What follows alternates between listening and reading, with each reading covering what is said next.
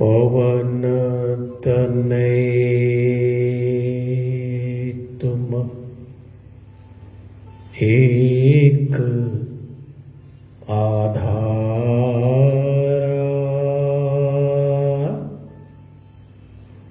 कथा कहूँ मैं मति अनुसार।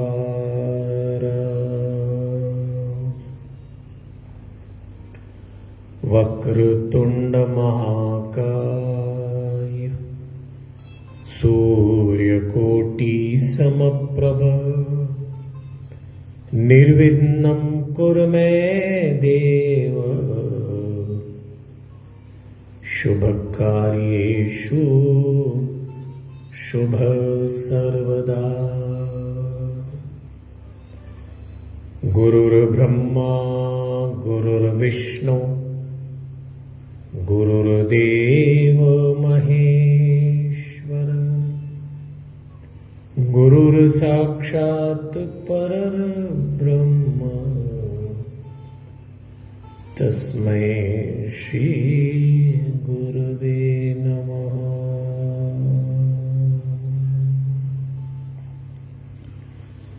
परमपिता परमेश्वर की बड़ी अनुग्रह भरी दृष्टि है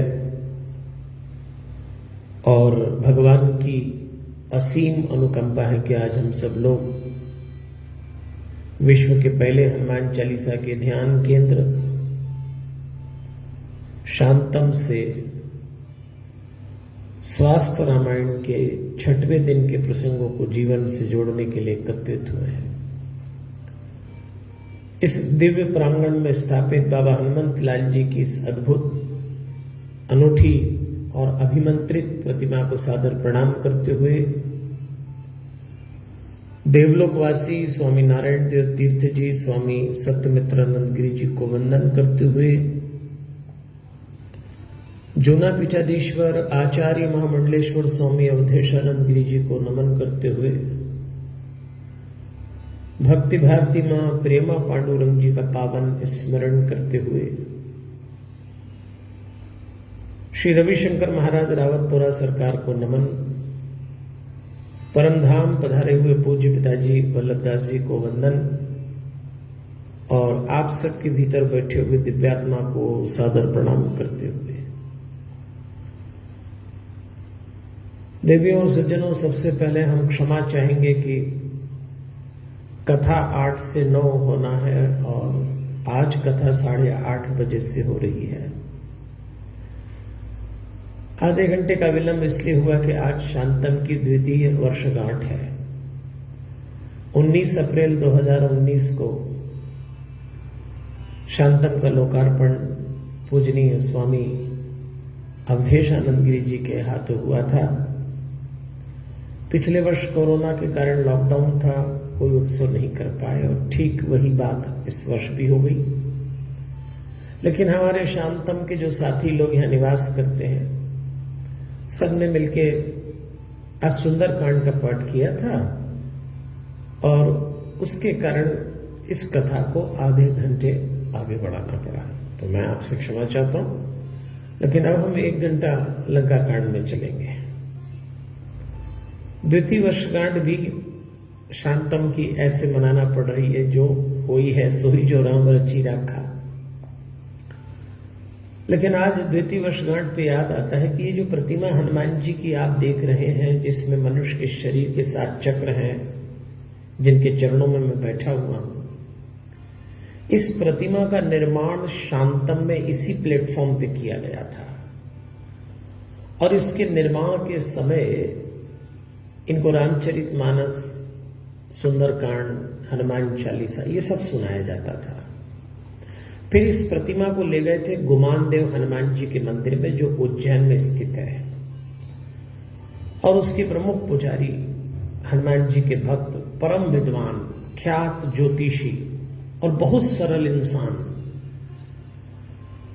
देवलोकवासी पंडित श्याम नारायण व्यास जी इसका अभिमंत्रण करते थे और फिर यह प्रतिमा वहां से शोभा यात्रा के रूप में लाई गई। लेकिन आज द्वितीय वर्षगांठ पे मैं देवलोकवासी पंडित श्याम नारायण व्यास जी को याद कर रहा हूं। एक हफ्ते पूर्व उनका देवलोक गमन हो गया। उनका जाना सचमुच शांतन के लिए क्षति है और अब उनकी परंपरा को आगे बढ़ाने वाले पंडित चंदन व्यास जी के प्रति हम सब संवेदना व्यक्त करते हैं, आदर व्यक्त करते हैं। आज द्वितीय वर्षगांठ पे पंडित श्याम नारायण व्यास जी की बहुत याद आती है। उनको वंदन। वो सदैव हमारे शांतन के अनुष्ठान में, शांतन की गतिविधियों में अपना वरद हस्त, अपना आशीर्वाद बनाए रखते थे। परमात्मा अपने श्री चरण में उनको स्थान देगा। और आइए चलते हैं अब इस विचार के साथ कि इस समय जीवन एक रणांगन हो गया है और 3 तरह के लोग इसमें दिख रहे हैं। एक वो जो अकारण अपने घर से बाहर निकल रहे हैं, वो इस समय समाज के दुश्मन हैं। एक वो जो मजबूरीवश निकल रहे हैं, वो नादान हैं। और जो समझदारी से निकल रहे हैं, वो योद्धा हैं। डॉक्टर्स, मीडिया कर्मी, पुलिसकर्मी, नौकरशाह, सफाई कर्मी, ये बहुत सारे लोग सचमुच योद्धा के रूप में इस समय जुटे हुए हैं। बड़ा आसान होता है सरकारी व्यवस्थाओं की आलोचना करना, लेकिन कुछ लोग हैं ऐसे जो सचमुच योद्धा हैं। उनको नमन, उनको वंदन इस व्यासपीठ से, शांतन से। देखिए, कौरव ज्यादा थे, पांडव कम थे। राक्षस राज रावण समर्थ था, संपन्न था। राम जी के पास सिर्फ वानर थे, लेकिन सत्य और धर्म का युद्ध कृष्ण जी ने भी जीता, राम जी ने भी जीता। हम भी जीतेंगे, भले ही हम कम संख्या में हैं। बेईमान, निकम्मे, भ्रष्टाचार, अपराधी इस समय भी अपना काम कर रहे हैं, लेकिन आप अपनी नैतिकता मत छोड़िएगा। इस समय जो भी पुरुषार्थ करें, पूरी नैतिकता के साथ करें। एक निवेदन और, अधिकांश लोग अपने घरों में हैं, लॉकडाउन अभी और बढ़ सकता है, तो अपने घरों में क्रोध न करें, जोर से चिल्लाएं ना, चिड़चिड़ न करें, अपने घर वालों को परेशान न करें। गरज घोर रब 12 पूरे युद्ध में रावण और मेघनाथ इतना शोर करते, इतना चिल्लाते, इतना क्रोध करते। हम रावण पक्ष के नहीं हैं, हम राम पक्ष के हैं। पूरी धैर्य, सहनशीलता, शांति, प्रेम के साथ स्थिति से निपटेंगे। ये समय भी जाएगा। याद रखिए, किनारा दिख रहा है, पर कहीं किनारे पर आने के पहले हम डूब न जाएं। नई नई समस्याएं सामने आ रही है। तजुर्बे ने, ऐसे कहने की इच्छा होती कि तजुर्बे ने एक बात सिखाई है, एक नया दर्द ही पुराने दर्द की दवाई है। इसलिए जब कोई नई समस्या आए, समझना ठीक है, इसका भी समाधान करेंगे। तो चलिए, सबसे पहले तो मैं आपको याद दिला दूं कि इस अनुष्ठान का, इस कथा का नाम रखा था स्वास्थ्य रामायण। रामचरितमानस में 7 कांड हैं, हमने स्वास्थ्य के 7 सूत्र लिए थे। बाल कांड में फिजिकल हेल्थ, अयोध्या कांड जब आया तो फैमिली हेल्थ, अरण्य कांड में सोशल हेल्थ, किष्किंधा कांड में इमोशनल वेलनेस की बात की थी। कल सुंदर कांड में हमने प्रोफेशनल वेलनेस, प्रोफेशनल हेल्थ की बात की। और आज जब 6वें दिन लंका कांड में चल रहे हैं, तो आज का विषय है इंटेलेक्चुअल वेल्थ। एक बौद्धिक स्वास्थ्य भी होता है। इसमें 3 बातें हैं, भूतकाल यानी पास्ट, वर्तमान यानी प्रेजेंट, भविष्य यानी फ्यूचर। वही इंटेलेक्चुअल वेलनेस को मेंटेन कर सकता है जो अपने भूतकाल से अनुभव ले, एक्सपीरियंस ले, अपने वर्तमान में जमकर काम करे, 100% involvement in your present life, और अपने भविष्य में दूरदर्शी हो जाएं, फ्यूचर में विजनरी बने। तो इन तीनों के संतुलन से इंटेलेक्चुअल वेलनेस आएगी। और भी कुछ बातें हैं, जैसे अगर आप इंटेलेक्चुअल वेलनेस मेंटेन करना चाहते हैं तो सबसे पहला काम अपडेट रहे। टेक्नोलॉजी लगातार बदल रही है, चीजें बहुत तेजी से बदल रही हैं। दूसरा, सदैव नए को अपनाएं। तीसरा, थोड़ा रिस्क लें। चौथा, होमवर्क करें। पांचवा, रिसर्च की, शोध की वृत्ति रखें। छठवां, मैं कर लूंगा, ये अहंकार न पाले, क्योंकि इंटेलेक्चुअल वेलनेस के साथ ये खतरा है कि आदमी को लगता है कि बस मैं कर लूंगा। तो इसका तोड़ क्या? सातवां, भगवान का भरोसा रखें। ऐसा सोचें कि कोई है जो करा रहा है और हम करने वाले हैं। और आपको रोज याद दिलाता हूं, आज फिर याद दिला रहा हूं कि इस बार कथा का शीर्षक रखा है, होई है सोई जो राम रची राखा। लंका कांड की 2 घटनाएं बहुत विचित्र भी हैं और बहुत ही महत्वपूर्ण होके एक संदेश देने वाली है। राम रोए थे और रावण हंसा था, एक ही प्रसंग में। लक्ष्मण जी जब मूर्छित हुए, शक्ति लगी, तो राम रोए, क्योंकि यह तय हो गया था कि संभवतः लक्ष्मण प्रातः काल अपनी मूर्छा से न जागे। तो राम का रोना स्वाभाविक था, लेकिन उधर रावण जश्न मना रहा था कि हम जीत गए, कोई ला नहीं सकता औषधि और लक्ष्मण जीवित हो नहीं सकते। लेकिन होई है सोई जो राम रची राखा। हनुमान जी ले आए और रावण को सिर पीटना पड़ा। याद रखिए, ये जो यात्रा है ना लंका कांड की, इसमें जितनी बातें हमने कही है कि अपडेट रहें, नए को अपनाएं, रिस्क लें, होमवर्क करें, रिसर्च करें, अहंकार न पालें, भगवान का भरोसा रखें, भूतकाल से अनुभव लें, वर्तमान में जम के काम करें, भविष्य में दूरदर्शी हो जाएं, ये जितनी बातें मैंने कही, अब हमको श्री राम और रावण के युद्ध में ये सब दिखने वाली है। तो आप जरा तैयारी से चलिएगा, मैं याद दिलाता रहूंगा, लेकिन आप बहुत सावधान रहिएगा। देखिए, युद्ध के आरंभ से ही राम के प्रयास बहुत ईमानदारी भरे थे, बहुत ईमानदारी,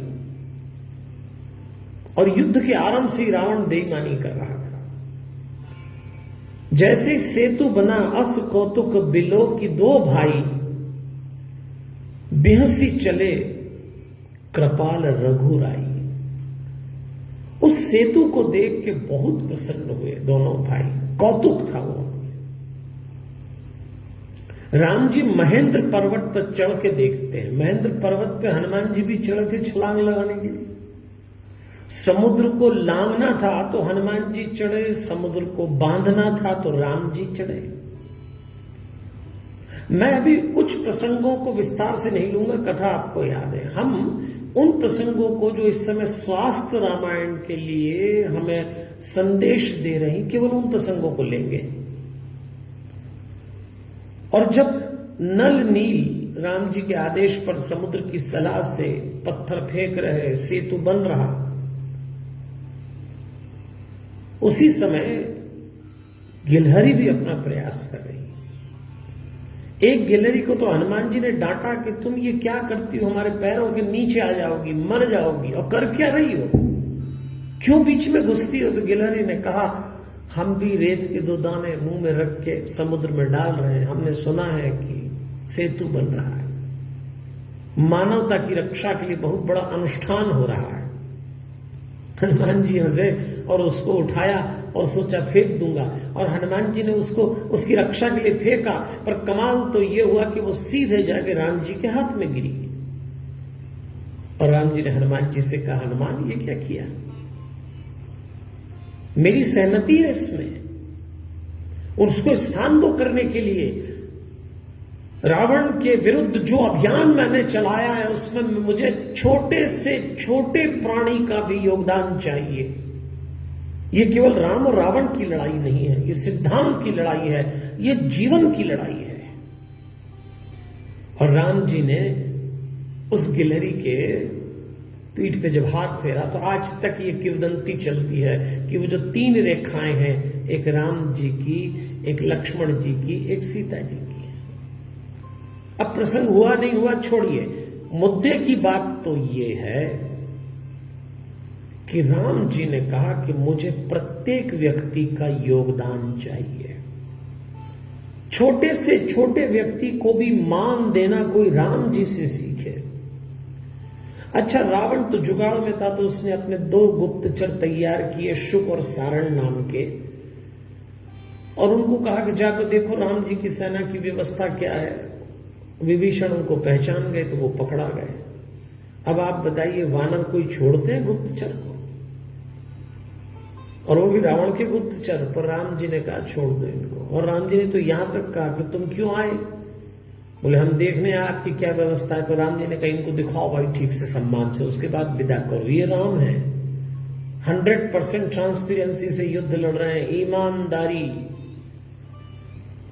युद्ध ईमानदारी से ही लड़ना चाहिए, जीवन का कोई सा भी हो। जिस दिन आपकी नीयत साफ होती है उस दिन नियति आपका साथ देती है। रावण के गुप्तचरों को राम खुद ही दिखा रहे हैं। वो दोनों आए, उनने प्रशंसा की, रावण ने उनको फटकार लगाई, फिर शार्दुल को भेजा, वो भी पकड़ाया, राम जी ने उसको भी विदा कर दिया। अभी युद्ध आरंभ होने वाला था और रावण ने फिर छल चला। रावण का एक मायावी मंत्री था, उसका नाम था विद्युत जिन्न। रावण ने उससे कहा तू राम का एक कटा सिर माया से बना और चल अशोक वाटिका में और फिर दिखाएंगे सीता को। और ऐसा किया रावण ने जब श्री राम का कटा हुआ सर सीता को दिखाया तो सीता विचलित हो गई। वो जान नहीं पाई कि ये माया है। उसी समय प्रहस्त ने आके रावण के कान में कुछ कहा कि बहुत आवश्यक बैठक है, आप चलिए, आप यहां कहां हैं? वो युद्ध की तैयारी हो रही है, राम की सेना आ चुकी लंका में, छोड़िए अशोक वाटिका। तो रावण गया और जैसी रावण गया तो विद्युत जिन गया, और जैसी विद्युत जिन गया तो वो माया भी चली गई। न वो मायावी कटा सर था, न राम के धनुष बाण जो माया से बनाए, कुछ नहीं। तब विभीषण की पत्नी जिसका नाम शर्मा था वो सीता जी के पास आई। वो सहानुभूति रखती थी सीता जी की, छुप छुप के सेवा भी करती। उसने बोला मैंने पेड़ के पीछे छुप के रावण की कुटिल चाल सुनी, श्री राम जीवित हैं और युद्ध के लिए तैयार हैं। सीता जी को राहत मिली। एक क्षण पहले तो ऐसा लग रहा था ये क्या हुआ, होई है सोई जो राम रक्षी राखा। रावण ने तैयारी कर ली, पूर्वी द्वार पे महापार्श्व को खड़ा किया, राम जी ने वहां नील को भेजा। पश्चिम द्वार में इंद्रजीत खड़ा हुआ, वहां हनुमान जी को लगाया गया। उत्तर द्वार पे शुक और सारण खड़े किए, और दक्षिण द्वार पे जब महोदर खड़ा हुआ तो वहां अंगद जी को भेजा गया। सामने रावण दिख रहा था दूर से, लंका के परकोटे में था पर दिख रहा था। इधर राम जी और सुग्रीव जी तैयारी में थे क्या किया जाए। उसी समय राम जी ने देखा अचानक सुग्रीव उछले, छलांग लगाई और सीधे रावण के सामने गुस्से में आ गए। रावण को देखा और भिड़ गए। रावण ने भी उसको पकड़ा, इन्होंने प्रहार किया और फिर उड़ के तुरंत वापस आए। राम जी ने सुग्रीव से कहा आप हमारे राजा हैं, ये आपने क्या किया? कोई ऐसे अति उत्साह और अति आवेश में जाता है? आप पकड़ा जाते, रावण आपका कुछ नुकसान कर देता। कष्टम कृतमिदं वीर साहसम साहस प्रिय। साहसी व्यक्ति को भी ऐसा नहीं करना चाहिए। मुझे पीड़ा हुई है, ये सही है कि आपके वहां जाने से और लौट के आने से बानरों में उत्साह हुआ, पर युद्ध ऐसे नहीं लड़ा जाता। अचानक कूद के चले गया। राम जी मनी मन सोचने लगे कि ये लोग अगर ऐसा करेंगे तो युद्ध कैसे लड़ेंगे। तो राम जी को लगा युद्ध तो हनुमान ही लड़ेगा, वो बहुत समझदार है। फिर राम जी के मन में आया कि क्यों ना एक बार फिर से रावण के पास दूत भेजा जाए। तो अंगद को कहा गया आप जाइए। अंगद पहुंच गए। भगवान ने कहा था अंगद जिस लंका में तुम जा रहे हो वहां जो 3 प्रमुख राक्षस हैं वो 3 दुर्गुणों का प्रतीक है। रावण अहंकार का प्रतीक है, कुंभकर्ण मोह का प्रतीक है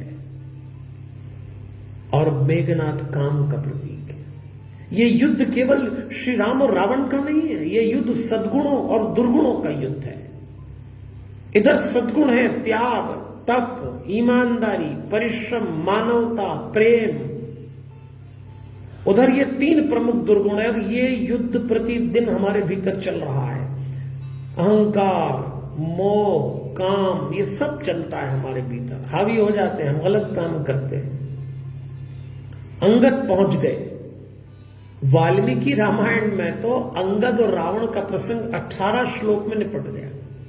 शायद वाल्मीकि जी को बहुत रुचि नहीं थी, लेकिन तुलसीदास जी को लगा कि ये जो विश्व विजेता रावण है, जिस दुष्ट ने मेरी मां का अपहरण किया है, इसकी अच्छे से धुलाई की जाए। हनुमान जी से तो करा ही चुके थे, बची कुची के लिए अंगद लेके आए। वाल्मीकि जी ने जिस प्रसंग को 18 श्लोक में पूरा किया, गोस्वामी तुलसीदास जी ने 202 पंक्तियां दी इसको। जहां कहीं रामलीलाएं होती वहां तो रात भर अंगद रावण संवाद चलता है, बड़ी संख्या में लोग देखने आते हैं। तुलसी दिखाना चाहते थे कि राम के भक्त क्या नहीं कर सकते, राम की कृपा हो जाए तो अंगद जैसा एक बालक भी विश्व विजेता रावण को डरा के आ सकता है। क्योंकि अंगद ने जब पैर ठोका, जो मम चरण सकसी 60 टारी। 60 रावण को कहते मूर्ख, जो मेरा चरण हटा देगा फिर राम सीता में हारी। इतनी बड़ी चुनौती, अगर तुम में से कोई मेरा पैर जो मैंने ठोका हटा दे तो राम जी वापस चले जाएंगे, मैं सीता को हार के जाता हूं। केवल ऐसा नहीं कि अंगद डरा ही रहे थे, बड़ी काम की बात बोल के आए। आते आते अंगद रावण से कहते हैं जगदा तमा प्राणपति रामा। जो जगत की आत्मा है, जगदा तमा, जो प्राणों के स्वामी हैं, प्राणपति रामा, तासु विमुख किमि लह विश्रामा। उनसे विमुख होके किसी को शांति नहीं मिल सकती। अंगद एक बहुत बड़ा दार्शनिक वाक्य रावण को दे के आए, पर हमारे काम का है। अगर अंगद के सिद्धांत से चले तो राम जी कौन है? जगत की आत्मा के मालिक हैं, प्राणों के स्वामी हैं। यहां प्राण वायु को कहा है जिसको प्राणायाम कहते हैं हम। यदि आप आत्मा और प्राणायाम से नहीं जुड़े तो आप जीवन में कभी शांत नहीं हो सकते। देखिए हम बैठे हैं शांतम में, और शांतम का प्रमुख उद्देश्य है आप कितनी ही चुनौतियों से गुजर रहे हो, शांति भंग मत करना। और शांति प्राप्त करने के लिए आत्मा और प्राणायाम, ये 2 बहुत आवश्यक है। आपकी सारी इंटेलेक्चुअल वेलनेस बेकार है यदि आप शांत नहीं, यदि आप आत्मा तक नहीं पहुंचे। तो अंगद बड़े ढंग से समझा के गए। युद्ध आरंभ हो गया। मेघनाथ नेतृत्व कर रहा था। बार बार पचार हनुमाना, निकट न आव मरम सो जाना। इधर भागता था, इधर वो बुलाते थे हनुमान जी, पर कौन सा मर्म जान गया था वो तो पहचान गया था कि ये वही है जिसको मैंने ब्रह्मास्त्र से बांधा। लग तो बंधा हुआ रहा पर खोल दिया। जिसको ब्रह्मास्त्र न बांध सके वो हनुमान कैसे होंगे? तो वो मर्म जानता था, लेकिन उसने शक्ति चलाई, सर्प बाण चलाया मेघनाथ ने, तो श्री राम और लक्ष्मण मूर्छित हो गए। और दोनों जैसी मूर्छित हुए तो बानर ने घेर लिया। ये क्या घटना घट गई? मेघनाथ ने अपने पिता रावण से कहा मैंने इन दोनों भाइयों को मूर्छित कर दिया और समझ लीजिए मृत है वो। आप आनंद मनाइए, जश्न मनाइए। रावण बड़ा प्रसन्न, कुटिल बुद्धि का था। उसने कहा एक काम करो, राक्षसों से कहा पुष्पक विमान ले जाओ, सीता को रणांगन में ऊपर से दिखाओ, देखो राम और लक्ष्मण समाप्त हुए। राक्षसियां सीता जी को पुष्पक विमान में ले जाके ऊपर से दिखाती हैं और नीचे का दृश्य देखकर सीता जी पुनः रो देती हैं कि ये क्या हुआ, अभी तो युद्ध आरंभ ही हुआ, राम मेरे लिए इतनी दूर चल के आए, मैं तो मुक्त हुई नहीं, उनको प्राणों से हाथ धोना पड़ा। धीर गंभीर स्त्री विचलित हो गई। तब फिर त्रिजटा ने सीता जी से कहा, मेरी बात सुनिए, ये जो दृश्य आप देख रही हैं इसमें अर्ध सत्य है, मैं देख रही हूं, मैं आपको बताती हूं, आप ध्यान से देखिए, भले ही वो दोनों धरती पे पड़े हुए हैं, मूर्छित से हैं कि मृत है नहीं मालूम, लेकिन आप वानरों के चेहरे देखिए, देखिए त्रिजटा कितनी गहरी राक्षसी थी। सीता जी से कहती, वानरों का आप चेहरा देखिए, वो चिंतित हैं लेकिन उत्साहित हैं, उनको मालूम है ये मूर्छित हैं, अभी उठ जाएंगे, मृत नहीं है। और दूसरी बात ये है, दिव्यम त्वाम धारियन नेदम यद्धेतो गत जीवितो, यदि ये दोनों, खास तौर पे श्री राम यदि मृत हो गए होते तो आपको वैधव्य मिलता और हमारा पुष्पक विमान वैधव्य वाली स्त्री को अपने साथ नहीं चलाता। चूंकि आपको लेके ये चल रहा है, इसका मतलब ये है राम जीवित हैं। सीता जी को आश्वासन मिला। सुग्रीव के ससुर का नाम सुषेण था वाल्मीकि रामायण के अनुसार, और वैद्य थे। वो आए और उन्होंने कहा कि इनकी मूर्छा दूर करना हो तो हनुमान जी को भेजना पड़ेगा जड़ी बूटी लेने हिमालय। अभी ये बात चली रही थी, हनुमान जी ने बोला मैं तैयार, और उसी समय सबने देखा आकाश पे बड़े बड़े पंख लेके गरुड़ जी आ गए। बड़े बड़े पंख लेके गरुड़ जी आए तो सबने गरुड़ जी को देखा कि अब गरुड़ जी क्या करेंगे, और गरुड़ जी ने आके सर्प बाण से श्री राम और लक्ष्मण को मुक्त करा दिया। जय जयकार हो गई, होई है सोई जो राम रक्षी राखा। मैं आपसे कह रहा हूं ना कि राम जी सदाशयता ईमानदारी से युद्ध लड़ रहे हैं तो प्रकृति भी उनका साथ दे रही है।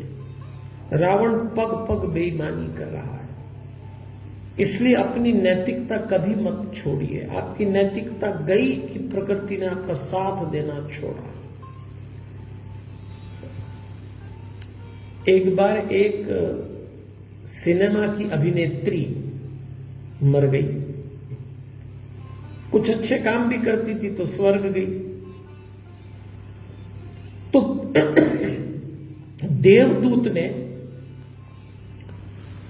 बड़ा मान किया और कहा चलिए स्वर्ग के मुख्य द्वार में प्रवेश करने के लिए इस सेतु से जाना पड़ता है। एक छोटी सी पुलिया थी, पुल, इस पे चलिएगा तो आप स्वर्ग के द्वार पे पहुंच जाएंगे।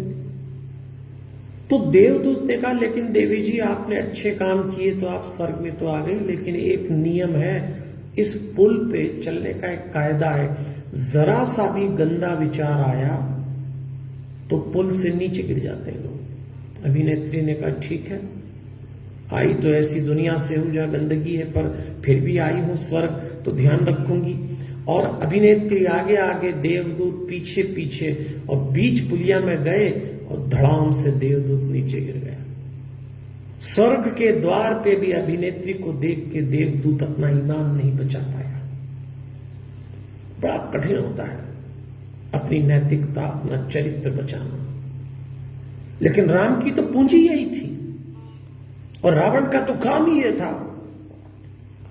धूम्राक्ष, वज्रदंड, अकंपन, प्रहस्त सब मारे गए। युद्ध इतना भीषण हो रहा है कि हनुमान जी और रावण एक बार आमने सामने हो गए। हनुमान जी ने कहा रावण तूने वरदान तो प्राप्त कर लिया है कि तेरी मृत्यु न हो, पर मनुष्य और वानर को छोड़ के तो देख मैं वानर हूं, तेरे सामने खड़ा हूं, वानरों का भय तेरे मन में अभी भी है, देख मेरा ये मुक्का मैं मारूंगा। रावण ने कहा मार के देख। पहले रावण ने हनुमान जी को मुक्का मारा, एक बार तो हनुमान जी घूम गए पर बहुत जल्दी स्थिर हो गए। उसके बाद जब हनुमान जी ने रावण को मुक्का मारा, विश्व विजेता रावण धड़ाम से नीचे गिर गया, बेहोश हो गया। और जब उसको होश आया तो हनुमान जी को देख के क्या कहता है रावण? कहता है साधु वानर वीर्येण श्लाघनीयो असि में रिपु। इस श्लोक का हिंदी में अर्थ है शाबाश शाबाश वानर, तू मेरा प्रशंसनीय प्रतिद्वंदी है, मैं तेरी प्रशंसा करता हूं। रावण ने रणांगन में कभी किसी की प्रशंसा ना की। शाबाश शाबाश वानर, ऐसे बोल रहा है। तुलसीदास जी ने तो लिखा है मूर्छा गे बहोरी सो जागा, कपिबल विपुल सराहन लागा। हनुमान जी के बल की सराहना कर रहा था रावण, और अब राम को लगा इसकी माया बढ़ती जा रही है। तो राम जी ने हनुमान जी से कहा मुझे सामने जाना पड़ेगा। तो हनुमान जी ने कहा महाराज आप मेरी पीठ पे बैठ जाइए। और हनुमान जी ने राम जी को अपनी पीठ पे बैठा के चले। अथारूरो ससा हनुमंतम महाकपि, उनकी पीठ पे बैठ गए। क्या सौभाग्य था हमारे हनुमान जी का, जब पहली बार मिले तो सुग्रीव से मिलाने के लिए पीठ पे बैठा के लाए। आज युद्ध कर रहे हैं रावण से तो रथ बने हुए हैं राम जी का। सचमुच बहुत सौभाग्यशाली है हनुमान जी, और राम जी भी इसीलिए इनका बहुत मान करते हैं। हनुमान जी ने तो कहा महाराज मैं तो ऐसी सेवा करके प्रसन्न हो जाता हूं, हमेशा बस आपके चरणों की सेवा मिल जाए, आपको कंधे पे उठा लूं, आपकी चरण सेवा कर लूं। तो राम जी ने बोला अरे कब तक ये करोगे? अच्छा एक दिन देखो तो हमारे माथे पे बैठोगे। हनुमान जी ने कहा आपके माथे पे? बोले हाँ। कब तक चरण चरण कर रहे हो? महाभारत के युद्ध में अर्जुन के रथ की ध्वजा पे बैठना है तुमको, तो हमारे माथे पे बैठोगे। तो हनुमान जी ने कहा महाराज एक बात सुन लो, आपके साथ राम युग में युद्ध करता हूं तो बीच बीच में आप छोटी छोटी बातें जिसको कहते हैं प्रवचन कर देते हैं, तो मुझे तो आपके मुंह से प्रवचन अच्छा लगता है। अब मैं अगर अर्जुन की ध्वजा पे बैठूंगा, आप कृष्ण अवतार में होंगे, तो मेरी प्रवचन की भूख कौन पूरी करेगा? तो हनुमान जी से राम जी कहते हैं चिंता मत करो, वहां भी प्रवचन की भूख पूरी कर देंगे और तुम्हें ही गीता सुनाएंगे। इसीलिए तो कभी कभी विद्वान कहते हैं अर्जुन को गीता सुनाना तो एक बहाना था, दरअसल गीता तो हनुमान जी को सुनाना था, क्योंकि हनुमान जी को सत्संग बहुत प्यारा है। हनुमान जी लगातार रावण के ऊपर अपने अपने ढंग से प्रहार करते हैं और रावण घायल हो गए। राम जी बड़े दयालु, राम जी ने कहा ले जाओ भाई, रावण के सारथी से कहा इसको ले जाओ। रावण को लगा कि हमारी पराजय हो रही है, प्रमुख राक्षस मारे गए हैं, तो अब मुझे अपने भाई को उठाना पड़ेगा। तो छोटे भाई कुंभकर्ण के महल में गया। जब ब्रह्मा जी इनको वरदान दे रहे थे तो रावण ने तो मांग लिया था हम काहू के मरे ही न मारे, पर कुंभकर्ण को देख के देवताओं ने कहा ब्रह्मा जी से कि अगर इसने कोई वरदान मांगा तो ये सारा संसार खा जाएगा, अभी बहुत दुष्ट है। तो सरस्वती जी से निवेदन किया था ब्रह्मा जी ने, उसकी जीवा पे बैठी। क्या सौभाग्यशाली था तो राक्षस, पर जीवा पे सरस्वती किसके बैठती? विद्वानों के, पर मजबूरी में राक्षसों के भी बैठती। कई लोग, दुष्ट लोग सरस्वती को जीवा पे बैठा के, अच्छा जो लोग तंबाकू खाते हैं वो कुंभकर्ण वृत्ति के, जीवा पे सरस्वती बैठी तंबाकू खा रहे हैं। कई पंडित, कई विद्वान मदिरा पी रहे हैं, बीड़ी पी रहे हैं और रामचरितमानस की चौपाइयां कह रहे हैं, ये सब कुंभकर्ण वाले लोग। सरस्वती ने थोड़ी सी वाणी बुद्धि फेरी तो कुंभकर्ण ने कहा मुझे नींद बहुत प्रिय है, तो 6 महीने में सोया करूं। ब्रह्मा जी ने कहा तथास्तु, तू 6 महीने सोएगा, एक दिन उठेगा, और एक दिन में जितना उपद्रव करना है खाना पीना कर लेना, और फिर तेरे को 6 महीने सोना है। तो रावण कहता है अभी 9 दिन पहले ही उठा है, सोया है। उसको उठाया, वो उठ ही नहीं रहा, बड़ी मुश्किल से उठा, बड़ी मुश्किल से, कितने ही घड़े बुलवाए मदिरा के, मांसाहार के। उठते ही पूछता क्या बात है? रावण ने बताया अरे बोले तुमने क्या किया, राम से युद्ध ले लिया। रावण ने कहा अभी प्रवचन करने का समय नहीं है, खड़े हो जाओ। मदिरा पिला दी तो उसका भान चला गया, और जब वो युद्ध के मैदान में आया तो राम जी ने उसके पैर काटे, बिना पैर के चला, हाथ काटे, बिना हाथ के चला, और तो और जब मस्तक उतार दिया तो केवल धड़ से चला। ध्यान दीजिए कुंभकर्ण मोह है, मोह धड़ से भी चलता है। मस्तक उतार दो, हाथ पैर उतार दो, फिर भी चलता है। मोह ऐसा ही होता है। बचिए बचिए, मोह से बचिएगा। कुंभकर्ण भी मारा गया तो मेघनाथ ने पिताजी से कहा, मेरा पराक्रम देखना, ये काम का प्रतीक है। काम भी बड़ी मुश्किल से मरता है। काम एक ऊर्जा है, यदि ऊपर की दिशा में चली जाए तो संकल्प बन जाती है, नीचे की दिशा में काम ऊर्जा चली जाए तो वासना बन जाती है और उसको मारना बहुत मुश्किल होता है। आया मैदान में और सीधे उसने ब्रह्मास्त्र छोड़ा, और जब ब्रह्मास्त्र आया तो राम जी ने लक्ष्मण से कहा, लक्ष्मण ये ब्रह्मास्त्र हमें इसका मान रखना पड़ेगा। तो अपन दोनों स्वेच्छा से मूर्छित हो जाते हैं। और भी प्रमुख वानरों से कहो कि मूर्छित हो जाएं, ब्रह्मास्त्र से सीधे न उलझे। हनुमान जी ने ब्रह्मास्त्र को प्रणाम किया, सारे वानर अचेत हो गए। ऐसा लगा एक बार तो पराजय हो गई राम पक्ष की। अंधेरा छा गया, रात हो चुकी थी, सारे वानर घायल पड़े। ऐसे में विभीषण जी ढूंढते हैं हनुमान जी को साथ लेके। एक विभीषण और हनुमान जी दो ही होश में थे और ढूंढ रहे हैं कौन कहां है, कौन कहां है। उसी समय अंधेरे में जामवंत दिख गए। बूढ़े थे राम जी की और सलाह दिया करते थे। विभीषण ने जामवंत जी को देखा तो जामवंत ने कहा, मेरे शरीर में इतने बाण लग गए कि मेरी आंख भी नहीं खुलती, पर मैं आपको वाणी से पहचान रहा हूं, आपके स्वर से पहचान रहा हूं, आप विभीषण जी हैं। विभीषण जी ये सब क्या हो गया? और मैं आपसे एक बात पूछता हूं। विभीषण जी ने कहा, पूछिए। तो जामवंत ने कहा, हनुमान वानर श्रेष्ठ प्राणान धार्यते क्वचित। विभीषण जी एक बात बताइए, जामवंत पूछ रहे हैं, हनुमान कहीं जीवित हैं?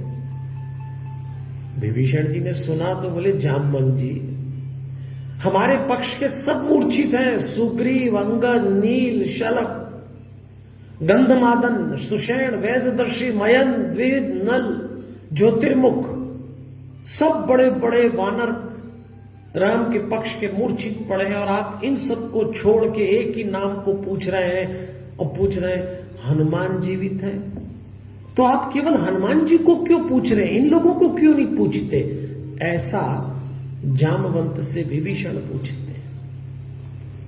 तो जामवंत कहते हैं, वैश्वनार समो वीर्ये जीविताश ततो भवेत। विभीषण जी यदि हनुमान जीवित हैं तो हम सबके भी जीवित रहने की आशा बनी हुई है। हनुमान कहां है ये बताओ।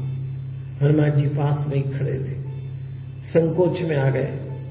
विभीषण जी ने कहा, जामवंत जी मेरे पास खड़े हैं। जामवंत जी अंधेरे में टटोल के कहते हैं, हनुमान तुम हो ना? हनुमान जी ने कहा, मैं हूं। बस बोले, बेफिक्री, बताइए मैं क्या करूं? हनुमान जी पूछते हैं। बोले, देखो कैलाश पर्वत और हिमालय ऋषभ पर्वत के बीच में एक छोटा सा पर्वत है, वहां जड़ी बूटियां हैं बहुत सारी, तुम जाओ और तुरंत लेके आओ, समय नहीं है। एक ही रात का समय था। हनुमान जी उड़े, वहां जाके देखा तो जड़ी बूटी समझ नहीं आती अंधेरे में, पूरा पर्वत उठा के ले आए और तुरंत लाए, क्योंकि उन्हें मालूम था विलंब सबकी मृत्यु का कारण बन जाएगा। हमारे हनुमान जी विलंब से कोई काम नहीं करते। आप याद रखिए, हम भारतीयों की एक आदत है विलंब से। मैं आजकल अखबार पढ़ता हूं, टीवी के समाचार देखता हूं, लोग फोन करते हैं, वो कहते हैं जीवन देने वाली दवाइयां विलंब से पहुंची, ऑक्सीजन का सिलेंडर विलंब से पहुंचा, इतने लोग मर गए, पता नहीं क्या चल रहा है। विलंब मत करिए, जीवन के संघर्ष में समय पे काम करिए। रात को धड़कन जब तक जारी रहती है, सोते नहीं हम, जिम्मेदारी रहती है। वो मंजिल पर अक्सर देर से पहुंचते हैं जिनके पास खुद की सवारी रहती है। अरे लोग कहीं भी टाइम पे नहीं पहुंचते। हनुमान जी से सीखिए, समय पे पहुंच गए हनुमान जी। पेड़ लेके आए, जड़ी बूटी लेके आए, कहना छाड़िए महाराज। जामवंत ने जड़ी बूटी छाटी, सबको सुंघाई और सब पुनः जीवित हो गए, मूर्छा से बाहर आ गए। तो जामवंत ने गलत नहीं कहा था, वैश्वानर समो वीर्ये जीविताश ततो भवेत। हनुमान जीवित हैं तो हम सबकी आशा जीवित है, ठीक कहा था। ऐसे हैं हमारे हनुमान जी महाराज। हनुमान जी महाराज बहुत सोच समझ के धीर गंभीर ढंग से काम करते हैं। ये हब्बड़ तब्बड़ का समय नहीं है मित्रों, समझ से काम करिए। मुझे मांगीलाल की एक घटना याद आती है, हमारा परिचित पात्र है। मांगीलाल के बड़े भाई ने एक बार मांगीलाल से कहा कि तू मेरे ससुराल चली जा, और मांगीलाल तेरी भाभी वहां ठहरी हुई है, गई हुई है, तो अपनी भाभी को लेने चले जा। अच्छा, मांगीलाल थोड़ा ऊटपटांग आचरण का था, तो भाई को लगा कि मेरे छोटे भाई मांगीलाल को ठीक से समझाऊं। तो बड़े भाई ने कहा, देख वहां जाके कोई उल्टी सीधी बात मत करना, सिर्फ हाँ और ना में जवाब देना, और ऊटपटांग हाँ तो करना ही मत, ना ही कर देना भले। बड़े भाई ने सिखाया तो मांगीलाल पहुंच गया अपनी भाभी के घर, बड़े भाई के ससुराल में। तो उनके भाभी के पिताजी, बड़े भाई के ससुर ने मांगीलाल का स्वागत किया और कहा, सब ठीक है? हाँ बोले, सब ठीक है। ज्यादा हाँ ना का जवाब देना। तो फिर उनने पूछा कि आपके भाई साहब नहीं आए? बोले हाँ। अच्छा, तो उनकी क्या तबीयत खराब है? बोले नहीं। ओह, तो फिर आए क्यों नहीं? मैंने तो सुना उनकी तबीयत खराब है। बोले हाँ। अब वो और घबराए, ज्यादा तबीयत खराब है? बोले हाँ। तो उन्होंने कहा बचने की उम्मीद तो है? बोले नहीं। अब वो तो हाँ नहीं में चल रहा, अभी घबराए ससुर जी के बचने की उम्मीद नहीं। हाँ। फिर पूछा बचने की उम्मीद नहीं? बोले हाँ। ससुर जी अंदर गए, दामाद जी के बचने की उम्मीद नहीं है, ये पहुंचेंगे उसके पहले मरी जाएंगे। तो ससुर जी ने कहा कि जब मेरी बेटी विधवाई हो गई, तुम पहुंचोगे, जब तक वो मर जाएंगे तो इस विधवा कन्या को क्या भेजूं, यहीं रहने दो। मांगीलाल बड़ा दुखी हो गया, भाभी विधवा हो गई वो कह रहे हैं। तो वो आया, भैया ने कहा कहाँ है तेरी भाभी? बोले वो तो विधवा हो गई। अरे बोले मूर्ख, जब मैं जिंदा तो वो विधवा कैसे? तू एक नंबर का मूर्ख है, क्या करके आया? बोले नहीं, सचमुच भाभी विधवा हो गई। अरे बोले मैं जिंदा हूं? बोले तुम्हारे जिंदा होने से क्या होता है भैया, तुम तो पिछले साल भी जिंदा थे जब हमारी बुआ विधवा हुई, उसके पिछले साल जब हमारी काकी हुई तुम तो जब भी जिंदा थे, हमारे गांव में कोई 10-15 औरतें विधवा हो गई, तुम तो जब भी जिंदा थे, तो तुम्हारे जिंदा होने से क्या भाभी विधवा नहीं होगी? वो तो हो गई। बड़े भाई ने माथा कूट लिया। आज भी कई लोग ऐसे ही काम कर रहे। रावण पक्ष तो बिल्कुल ऐसे ही काम कर रहा था, सब सिर पीट रहे हैं, क्योंकि छल कपट बेईमानी कब तक करेंगे, कब तक मूर्खताएं करेंगे आप?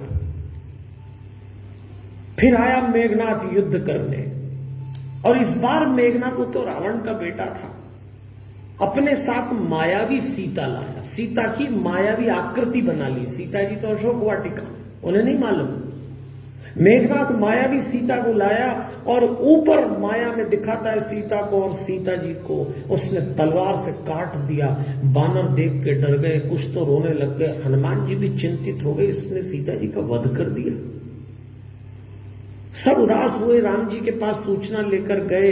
राम जी भी सोचने लगे। तब विभीषण ने कहा, चिंता न करें, मैं पूरे भरोसे से कहता हूं, जिस सीता को आपने मरते हुए तलवार से कटते हुए देखा, वो मायावी सीता थी। रावण सीता जी को छोड़ ही नहीं सकता। सीता जी आज भी अशोक वाटिका में हैं, लेकिन मैं कहूंगा वो यज्ञ करने गया है मेघनाथ, और उसका यज्ञ अगर अधूरा रह गया तो ही उसकी मृत्यु, उसको यह वरदान है। राम जी ने लक्ष्मण जी को आज्ञा दी, जाओ उसका यज्ञ ध्वंस करो। कभी कभी गलत काम के लिए भी अगर अच्छे काम किए जाएं तो अच्छे काम को समाप्त करना यज्ञ, और राम जी ध्वंस करें, पर करना जरूरी था। धर्म के नीचे अधर्म पल रहा हो तो ऐसे धर्म पे प्रहार करना पड़ेगा। लक्ष्मण जी मेघनाथ से युद्ध करने गए, तो फिर हनुमान जी ने लक्ष्मण जी को अपनी पीठ दी। हनुमत पृष्ठम आरूढ़ मुदय स्थर विप्रभम। हनुमान जी की पीठ पे बैठ गए लक्ष्मण जी, और फिर युद्ध हुआ, और मेघनाथ मारा गया। काम बड़ी मुश्किल से मरता है। आज हमारे भीतर जो काम ऊर्जा है वो मरेगी नहीं, उसको मोड़ना पड़ेगा। काम ऊर्जा ऊपर की ओर उठ जाए, ध्यान बन जाता है। काम ऊर्जा नीचे की ओर चले जाए, वासना बन जाएगी। इसीलिए इसको ऊपर उठाने की कला, हम जो हमारे शांतम में मेडिटेशन का कोर्स कराते हैं उसमें ये प्रयास करते हैं कि ऊर्जा ऊपर उठ जाए। और अब रावण आने की तैयारी करता है, लेकिन आने के पहले तलवार लेके दौड़ता हुआ अशोक वाटिका में गया, और अशोक वाटिका में जाके वो चिड़चिड़ा इतना हो चुका था कि सीता को मार के युद्ध करने जाऊंगा। और जैसे ही सीता के सामने आए तो सीता जी ने उससे कहा, तुमने तो कहा था 12 महीने की अवधि दे रहे हो, 2 महीने शेष थे, तुम उसके पहले ही मुझे मारने आ गए, क्या बात है? तुम्हारा पौरुष, तुम्हारा पराक्रम समाप्त हो गए? तुम आज मुझे इसलिए मारने आए हो कि तुम राम और लक्ष्मण को पराजित नहीं कर सकते? अगर मैं हनुमान का परामर्श मान के उस दिन चली गई होती तो तुम तो उसी समय पराजित होते। रावण सोच ही रहा है, तो सुपार्श नाम का रावण का एक मंत्री था, बड़ा बुद्धिमान था, धार्मिक था। उसने रावण से कहा, ये आप क्या कर रहे हैं? आपको वेद रटे हुए हैं, आप धर्म के मर्मज्ञ हैं, आप विश्व विजेता हैं, एक स्त्री पर यूं प्रहार करेंगे? चलिए सेना सामने खड़ी, युद्ध करते हैं। और रावण मैदान में आ गया, और रावण ने विभीषण को देख के अपनी शक्ति छोड़ी। लक्ष्मण जी ने विभीषण को पीछे किया और खुद पे ले ली, और लक्ष्मण जी मूर्छित हो गए। फिर एक बार सुषेण वैद्य ने कहा, इनके लिए जो जड़ी बूटी लाना है वो प्रातः काल लाना पड़ेगी। तो हनुमान जी महाराज फिर से गए। हनुमान जी महाराज जब जड़ी बूटी लेने गए तो रावण ने काल नेमी नाम के राक्षस से कहा, तुम मुनि का कपट वेश बनाओ और रोको। हनुमान जी को प्यास लगी तो देखा एक आश्रम में पानी पी लेते हैं, वहां गए तो कपट मुनि बन के बैठा हुआ था, काल नेमी राक्षस साधु बन के। उसने कहा, जाइए स्नान करके आ जाइए, फिर मैं मंत्र दूंगा और तुमको राम कथा सुनाऊंगा। राम कथा सुनते हनुमान जी ने कहा, सुनाइए। तो उसने राम कथा क्या सुनाई, हो तो महारन रावण रामई। राम जी और रावण के बीच युद्ध चल रहा है। हनुमान जी सोचने लगे, राम कथा तो बालकांड से शुरू होती है, लंका पे खत्म होती है, तो स्टार्टिंग ही लंका से कर रहा है कि राम और रावण का युद्ध हो रहा है। हनुमान जी को वही डाउट हो गया, बोले अभी देखते हैं अपन। और जब स्नान करने गए तो मकरी ने बता दिया कि ये तो कपट साधु हुए, तो आए। अब उसने बोला, सुनो मैं गुरु बन जाता हूं तो मैं दीक्षा दे देता हूं। उन्होंने कहा, दीक्षा तो बाद में देना, दक्षिणा पहले ले लो। और काल नेमी को रावण सोच भी नहीं सकता था कि हनुमान जी कितने जागरूक हैं। मैं फिर आपसे कहूंगा, होई है सोई जो राम रची राखा। आज लक्ष्मण जी के लिए राम जी रोते हैं, बचाओ लक्ष्मण को, और हनुमान जी जड़ी बूटी लेके आ गए। महाभारत के युद्ध में जब अर्जुन को घेर लिया था भीष्म पितामह ने, और ऐसा लगा था कि आज भीष्म पितामह प्राण ले लेंगे, तब सब चिल्लाने लगे थे, चारों तरफ आवाज उठी, भगवान बचाओ अर्जुन को। सब कृष्ण से कह रहे थे, चारों तरफ आवाज उठी, भगवान बचाओ अर्जुन को। भगवान भी चिल्ला उठे, हनुमान बचाओ अर्जुन को। कृष्ण जी को भी सहारा था, कुछ करो हनुमान। वही हनुमान आज जब जड़ी बूटी लेके आए तो राम जी ने कहा, ये तो तुम ही कर सकते हो। देखो तुलसीदास जी ने हनुमान चालीसा की 21वीं चौपाई में क्या लिखा है, राम दुआरे तुम रखवारे, होत न आज्ञा बिनु पैसारे। क्यों लिखा है ऐसा, विचार करिए। इसके 2 अर्थ हैं। आप राम जी के द्वारपाल हैं, तो इस द्वार के भीतर जो राम जी हैं आप उनकी भी सुरक्षा करते हैं, और इस द्वार पे जो राम का भक्त आ जाएगा राम जी से मिलने, तो आप द्वारपाल हैं, तो आप उस भक्त की भी रक्षा करते हैं। यही हनुमान जी की विशेषता है, भगवान और भगवान के भक्त दोनों की रक्षा करते हैं। और सचमुच सबको लगा था कि लक्ष्मण रहेंगे कि नहीं रहेंगे। राम का रुदन देख के सब टूट गए थे। अच्छा, राम ये लीला इसलिए कर रहे थे कि लोगों को जीवन और मृत्यु का अर्थ समझा सके, और यही हमको समझना है। जीवन एक युद्ध है। आज कई निकट के लोग संसार छोड़ के चले गए, मेरे भी आपके भी। अब तो भय लगता है कभी कभी, कल किसकी खबर आएगी, कल किसकी खबर आएगी। ऐसे समय एक विचार करिए कि मृत्यु तो होती है, देह की आत्मा स्थानांतरित होती है। बात जितना अच्छे से समझ लेंगे उतना दुख कम पाएंगे। भाई मरना तो सबको है, साथी मित्र यार जलपान तक, कौन कितना साथ जाएगा। जब हम इस संसार से जाएंगे तो साथी मित्र यार जलपान तक, अर्धांगिनी भी चल सकेगी मकान तक, परिवार के लोग चलेंगे शमशान तक, बेटा भी फर्ज निभाएगा अग्निदान तक। उसके बाद क्या, बाल बराबर कुछ नहीं ले जा सकते। फिर क्या लेके जाएंगे आप? दो ही चीज, जो आप लेके आए थे वो ही लेके जाएंगे। और जब हम इस दुनिया में आए तो हम दो चीजें लाए थे, आत्मा और परमात्मा, और इन दोनों को जिंदगी भर कहीं रख के भूल जाते हैं। अगर ये जीवन भर याद रखें तो आपको ये याद रहेगा कि जिस दिन आप अंतिम सांस लेंगे आपको ध्यान रहेगा हमारे साथ आत्मा आई है, आत्मा के साथ परमात्मा आया है, तो यही जाएगा साथ में, शरीर तो यही चल जाएगा, ये सब यही धरा रह जाएगा। रावण तैयार था क्योंकि जान चुका था मेरे सब मारे जा चुके हैं। रथ पे बैठ के आया तो अब तो विभीषण को भी लगा कि रावण रथ पे बैठा है, राम नीचे खड़े हैं। विभीषण ने आग्रह भी किया महाराज रथ बुलवा लें, तो राम जी ने एक बहुत अच्छी बात बोली, सुनो सखा कह कृपा निधाना, जेहि जय होई सो स्यंदन आना। स्यंदन रथ को कहते, राम जी कहते हैं जिस रथ से जीत होती है वो रथ कोई और ही होता है।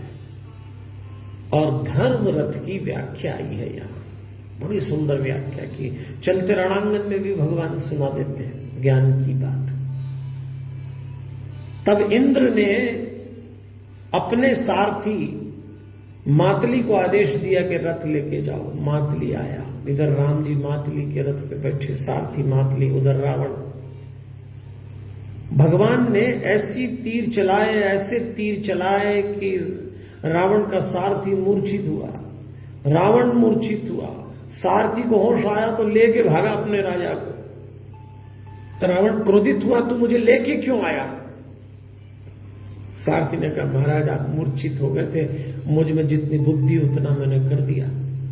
तब युद्ध में अगस्त ऋषि आए, उन्होंने राम से कहा राम अगर युद्ध रावण से जीतना है तो आपको सूर्योपासना करना पड़ेगी। आदित्य हृदय स्तोत्र बताया ये।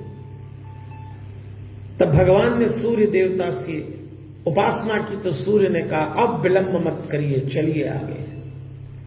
तब मातली ने भगवान से कहा रावण बार बार प्रहार करता है, आप उसे क्यों छूट दे रहे हैं? आपके पास ब्रह्मास्त्र है, आप इसको अभिमंत्रित करके छोड़िए। राम जी को भी बात ठीक लगी।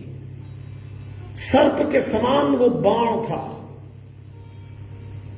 वायु जैसा उसका वेग था, उसकी धार में अग्नि उतरी हुई थी, उसका तेज सूर्य जैसा उस बाण का, आकाश जैसा उसमें भारीपन।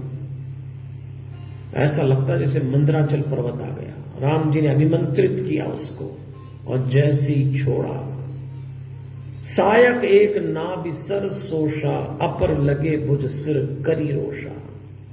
उस एक बाण में ऐसा लगा 30 बाण निकले, 10 सिर और 20 भुजाएं देखते ही देखते कट गई। विश्व विजेता रावण रणांगन में धराशायी हो गया, नीचे पड़ा था। भगवान ने कहा आज एक वीर मारा गया, लेकिन वीर और विद्वान व्यक्ति गलत मार्ग अपना ले जैसे रावण ने अपनाया तो उसकी मृत्यु निश्चित है। पर राम जानते थे मृत्यु क्या होती है। एक बार एक संत एक मंदिर बना रहे थे और मंदिर का नाम था मृत्यु का मंदिर, और वो चाहते थे कि इस मंदिर के बाहर मृत्यु का देवी की एक मूर्ति बनाई जाए ताकि लोग देख सकें कि मृत्यु का मंदिर ऐसा होता है, मृत्यु की देवी ऐसी होती है। वो जो मूर्तिकार था उसने बड़ी सुंदर मूर्ति बनाई मृत्यु की, काली सी भयानक सी, और हाथ में दे दी एक कुल्हाड़ी। संत ने पूछा ये कौन मृत्यु की देवी, तो इसके हाथ में कुल्हाड़ी क्यों है? बोले कुल्हाड़ी की तो मार है, शस्त्र तो होना ही चाहिए मृत्यु के हाथ में। संत ने कहा एक काम करो, कुल्हाड़ी हटा के चाबी दे दो। मूर्तिकार ने पूछा चाबी क्यों? उन्होंने कहा दरअसल मृत्यु एक नए जीवन के ताले की चाबी होती है। मौत से समाप्त नहीं होता, मौत से एक नई शुरुआत होती है। भगवान ने कहा रावण अब एक फिर नई शुरुआत होगी, इसी का नाम जीवन मृत्यु है, पर गलत काम करने पर भी वीर और विद्वान की सजा यही है। पड़ा था रणांगन में रावण। तब भगवान ने कहा विभीषण आप अपने बड़े भाई का दाह संस्कार करिए। विभीषण रोने लगा और कहता है ये बहुत दुराचारी, बहुत अत्याचारी था, मैं इसका दाह संस्कार नहीं करूंगा। तब रावण ने कहा विभीषण जी हरिओम। तब राम जी ने कहा विभीषण जी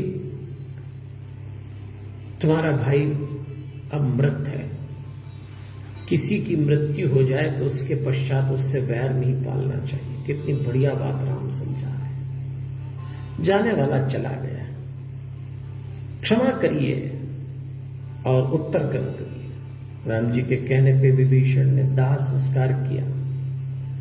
भगवान ने विभीषण जी का राज तिलक की व्यवस्था कराई और फिर हनुमान जी को आज्ञा दी कि जाओ सीता जी को लेकर आओ। सूचना दी दो, पर याद रखना सीता को कैसे लाओगे? तो कहा पैदल चला के लाना। सीता जी को पैदल चला के लाना तो सब लोग सोचने लगे पैदल क्यों बुलवा रहे हैं, वो रानी है, ऊपर से नारी है, पालकी में सम्मान से लाएं। तो राम जी ने कहा नहीं नहीं, अगर पालकी में आएंगी थोड़ी दूर तक तो आई भी पालकी में, उतरवाया भगवान ने, क्योंकि सारे वानर धक्का मुक्की करने लगे, मां की झलक देख ले। तब राम कहते हैं ये सारे वानर जिस मां के लिए लड़े उसकी झलक तो देखने दो, तो ये तो पैदल आएंगी। और पैदल आई। सब वानरों ने प्रणाम किया और देखिए सज्जनों देवियों, राम विजयी हुए, रावण पराजित हुआ। मैंने कहा ना अहंकार, मोह और काम ये नशा है। ये दुर्गुण जिसके भीतर उतरेंगे उसको नशा चढ़ जाता है, उसको अच्छे बुरे का भान समाप्त हो जाता है। आज युद्ध तो समाप्त हो गया है। वाल्मीकि रामायण के अनुसार राज तिलक भगवान का वो तो लंका कांड में ही कर देते हैं, पर तुलसीदास जी उसको आगे ले जाएंगे। थोड़ा सा भेद है, कई प्रसंगों को तुलसी जी ने वाल्मीकि जी से अलग ढंग से लिया, पर मकसद दोनों का ये कि ये सत्य के पक्ष में कथा कहना, धर्म के पक्ष में कहना, राम के पक्ष में कहना। पर राम एक उच्चतम अभिव्यक्ति थे आदर्श जीवन की वाल्मीकि की दृष्टि में, और तुलसी की दृष्टि में भगवान थे, इष्ट थे उनके। और इसीलिए बार बार दृश्य बदले कई। आज जब हम कथा का समापन कर रहे हैं तो हमको एक बात सीखना चाहिए, न रावण रहा, न कुंभकर्ण रहा, न मेघनाथ रहा। आप कितने ही बड़े व्यक्ति हो, पर ये दुर्गुण यदि आपने पाले तो आप जाएंगे काम से। और ये समय ऐसा है, इस समय तो दुर्गुणों को दूर रखिए। अहंकार का नशा, काम का नशा, मोह का नशा जब सूझ पड़ना बंद हो जाएगी। एक व्यक्ति शराब पी के जैसे तैसे अपने घर पहुंच गया और अपने घर की सीढ़ी पे बैठ गया, नशा चढ़ चुका था, और आने जाने वाले लोगों से कहने लगा अरे भैया कोई मेरे घर का पता बता दो, कोई मेरे घर छोड़ दो मुझको। लोगों ने कहा अरे तेरे घर की सीढ़ी पे ही बैठा है, अरे क्यों बेवकूफसरी की बात कर रहे हो, क्यों मुझे झूठ बोल रहे हो? नशे में था, मानने को तैयार नहीं। हल्ला हुआ तो उसकी मां निकल के आ गई, अरे मां ने कहा बेटा तू यहां बैठा है, तेरा ही तो घर है, क्या पूछ रहा है किसी से? तो अपनी मां के पैर पकड़ लिए, अरे माई कोई मेरी बात मानने को तैयार नहीं है, आप मेरे घर का पता बता दो। मां ने माथा ठोका रही, यही तेरा घर है, नहीं नहीं मुझे सही पता बता दो। अड़ गया। लोग बोले अच्छा तमाशा है, नशे में था। उसी समय उसके मोहल्ले में एक और नशा करने वाला था, वो आया और उसने कहा क्या बात है? बोले देखो मेरे घर का कोई पता नहीं बताता मुझको। वो भी नशे में था, उसने कहा चला मेरे साथ, मैं छोड़ता हूं तुझे तेरे घर। और दोनों एक ऑटो में बैठ गए और ऑटो ने मोहल्ले का एक चक्कर लगाया और वापस उसी जगह उसके घर पे लाया। बोले ये तेरा घर आ गया। एकदम घर आया तो उसकी माँ बाहर निकली तो चरण पकड़ लिए। माँ पता नहीं किस घर के बाहर बैठ के मैं अपने घर का पता पूछ रहा, कोई नहीं बताता। ये भाई साहब बहुत अच्छे इंसान है, इन्होंने बता दिया। एक नशेला दूसरे नशेली की तारीफ कर रहा है। पूरा रावण पक्ष ऐसा ही था। यदि आपके दुर्गुण इस समय आपके ऊपर हावी हैं तो आप रावण पक्ष में हैं, जबकि होना चाहिए राम के पक्ष में। यही इंटेलेक्चुअल वेलनेस है। यह विवेक है कि आप समझें कि आपका पक्ष सही कैसे होना चाहिए। देवियों सज्जनों, समय तो खराब है। मेरी महफिल में बहुत भीड़ थी साहेब। मैं तो बहुत कथाएं करता हूं, तरह तरह के लोग मिलते हैं, तरह तरह का वातावरण मिलता है। पिछले 2 साल से तो अधिकांश कथाएं शांतम से ही हो रही हैं और मुझे ऐसा लग रहा है दृश्य देख के कि कोई सत्य सुनना नहीं चाहता इन दिनों। क्यों इतना रावण पक्ष में चले गए लोग? आपको नहीं जाना है। हम भक्त हैं और भक्त को अनुचित कदम कभी नहीं उठाना चाहिए। हमने आज लंका कांड से सीखा ही यह है, राम के पक्ष में रहना तो रावण कितना ही बड़ा व्यक्ति हो पराजित होकर रहेगा। मेरी महफिल में बहुत भीड़ थी साहेब, फिर मैं सच बोलता गया और लोग उठकर चलते गए।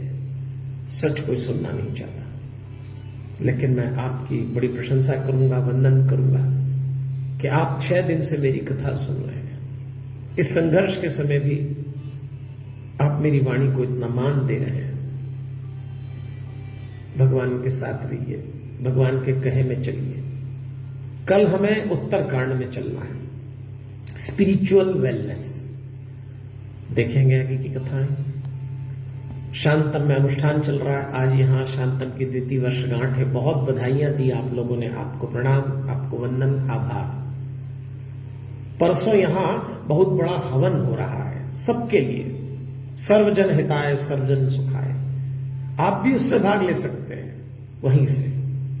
तो चलिए अभी मुझे आज्ञा दीजिए। सबका आभार। कल फिर मिलेंगे। हमारे हनुमान। जय श्री कृष्ण।